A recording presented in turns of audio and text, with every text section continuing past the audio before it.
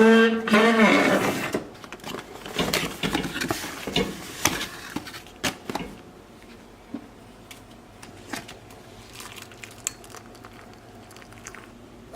guys, and welcome to my YouTube channel. My name is Sofia Bernardi and I make videos every single week on living an intentional, fulfilling life. Today I thought I'd have a very casual sit down coffee talk where I just talk about getting out of a rut. That is something I have recently been going through, and I wanted to be really honest and open about that because on my channel I talk a lot about happiness, productivity, motivation, all of that sort of stuff, which I am generally so passionate about. But every now and again, you know, I'm human. I go through these phases where I'm tired or run down or unmotivated, and I'm using this as a time to take note of how long it takes me to get through that and the steps that I do take so that I can then share it. So not only I can watch back on it again the next time I'm in a rut, but also to help people who also go through this, because I know everyone goes through this. This time being in a rut, I've been so aware. Usually I just feel down, I don't know what to do about it or how to change it, but there's just something happening to me at the moment, like some massive shift where I'm just aware of everything. I'm learning a lot about myself, so I'm kind of appreciating this time where I've been feeling unenergized and stuff because it's teaching me a lot about myself. Something that seems to help me every single time getting out of a rut is doing a massive clean, like a deep clean of my bedroom in particular. So I did this the other day and I went out into the kitchen to everyone that was home and I was like, I feel so much better now because I changed my bed sheets. That does wonders when you just change all your bed sheets. It's such a nice feeling. I vacuumed my floor. I dusted off like the window shutters and cleaned the windows and my desk and got rid of all the dust. I reorganized my closet. I got rid of things. I have heard of quite a few people that say that when they do a deep clean or declutter, they do feel better. So it can't just be me, but it's probably not for everyone, but that personally helps me feel like I'm on a clean slate, like a fresh start. And then the next thing I do that really helps me is then cleaning myself. So I'll have either a really nice warm bath, or I'll have a shower and I'll wash my hair, I'll shave, I'll exfoliate, I'll moisturize, you know, I'll blow dry my hair, which I don't do very often.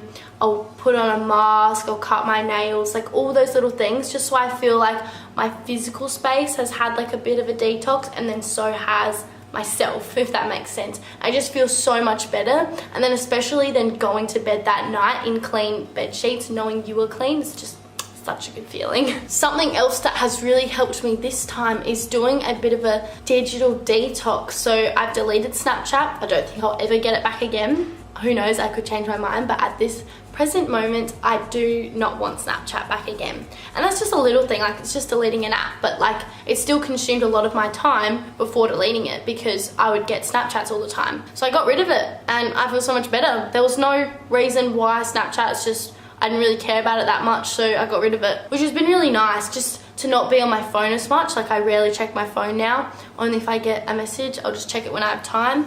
And before that, I was like, if I had a notification, I had to do something about it straight away. Whereas I've just lost that desire. I can't tell you how I did that. I have no idea. I just stopped caring as much, I think, and got my priorities in check maybe, and realized like there's a time and place to go and check my phone, and it's not always. So yeah, I just don't use my phone as much. I don't have the Facebook app either. I just have Messenger and Instagram really, and deleted all my apps, like I'll show you.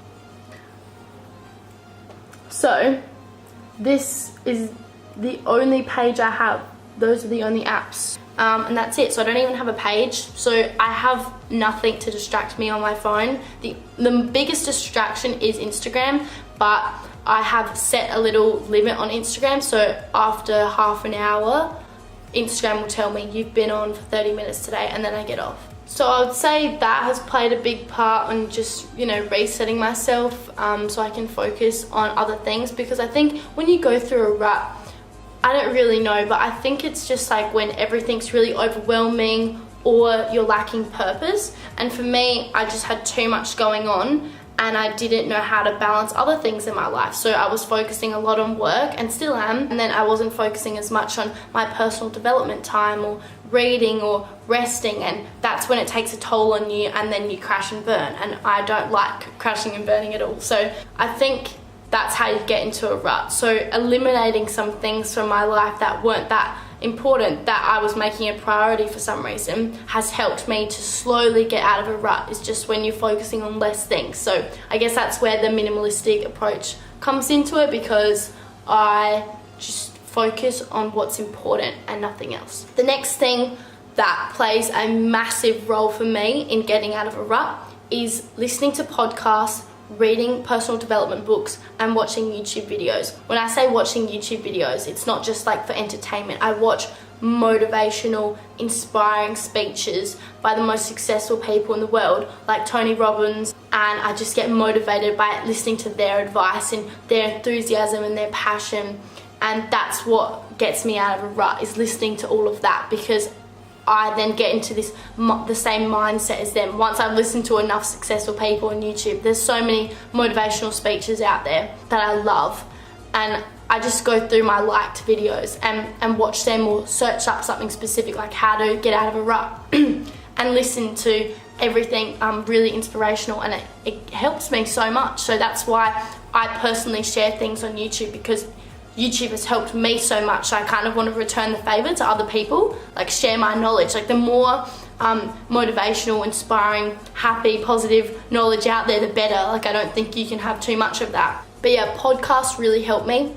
And moving my body really helps me. Starting's the hardest part. Once you've started, exercise helps you with motivation, but it's really hard to start it. So it was frustrating me, because I knew if I just exercised, I'd feel better, but I'm too tired to exercise. So what I do when I feel like that is I go for walks. I can't possibly be too tired to go for a walk, and I'll put my headphones in and I'll listen to podcasts. So I'm multitasking, so I'm learning while walking, like I'm getting inspired as I'm moving my body. And moving your body is just really important for you. And I realized when I was trying to get into a routine and stuff again, I put on a lot of pressure. I'm like, okay, that's it. I'm going to exercise 5 times a week. I'm going to start journaling. I'm going to start meditating every day. I'm going to do this and this and this and this. And of course I'm burnt out and can't last one day, and I can't do it, because you go from nothing to everything and it's too hard. So I realized, okay, Sophia, like not 5 times a week. Like let's try for once a week. And if you just tell yourself, just do it once a week, that's it. Like slowly you'll get into the swing of things and you'll be able to build it up. And that's what's worked for me, because I did say, I was like, that's it, I'm gonna just exercise every day. And like 3 days later, I can't do this anymore. It's too much pressure when you're out of a rut. Like get motivated first, and then you can build it up once you've even formed a habit. But going from nothing to everything is extremely challenging. So in my experience anyways. So I just go for walks and I bike ride. So I started going for walks, and now I feel like bike riding every day. So instead of driving my car to certain places, I'll ride my bike, and it turns out I'm doing that 5 times a week, and it's not that hard for me. So yeah, something is better than nothing is what I'm realizing. I would like to hear from you. What do you do when you're in a rut, or when you're feeling uninspired or unmotivated? How do you personally get out of it? These are just the things that I do that I've consciously noticed recently is what I do to get out of it. And it wasn't until I really cleaned my room, had a really nice shower and just refreshed my whole body, and just started doing just one thing rather than 500, that it really has helped me so much. Also, I'd really like to know your opinions on these type of videos. Like, do you like when I'm just chilling, like drinking some tea, talking my mind, or do you like more structured videos? Because I can easily do both. I like doing both, but I'm just trying to work out what you like better.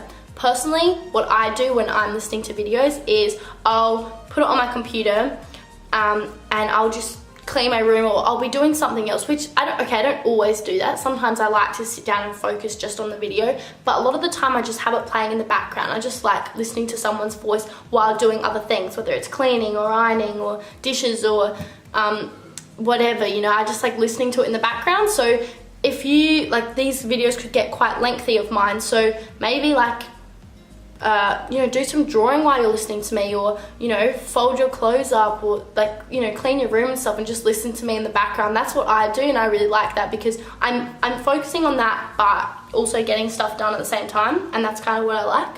So if you find these quite long, maybe do that. I personally like doing that.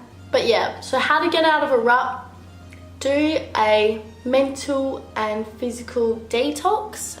Work out what your priorities are and start really small. Don't expect too much of yourself. Just start slowly building up little habits again, because once they're habits, then it's easy. But it's when you lose all those habits that it can be really hard to start. Anyways, I'll stop rambling now. I hope you enjoyed this video. It was super chill. I didn't know what I wanted to say. I just knew I wanted to talk about something I was going through, which is like, yeah, getting out of a rut, getting motivated again. So I don't want everyone to think I have it all together all the time. Like, I still am learning things. Like, I might know a few like key things on how to be happier and how to live a better life, but that doesn't mean like I'm always living the best life and I'm always super happy. Like, I've got a long way to go before I'm like that. But I think being conscious and aware is seriously the first and foremost like important tip, because when you're aware, that's how you can make changes and stuff. And so I'm becoming aware, like, what's triggering me, what makes me mad or annoyed or frustrated, and then learn from there. So it's all a journey, and that's why I have this channel, to show the journey. So if you subscribe, you can join the journey and do it with me, and you know, you can talk in the comments with me and we can work on things together, and I can make videos in response to what you guys want and your feedback and what you want to hear about, because I like doing trial and error stuff and learning, and I like doing it with other people. So please follow my journey and follow me on Instagram. I think I might start posting more of my YouTube-y stuff on there, like maybe writing down some of my tips and sharing more of my life on my Insta stories and stuff like that. So stay tuned, and I'll see you in my next video. Bye!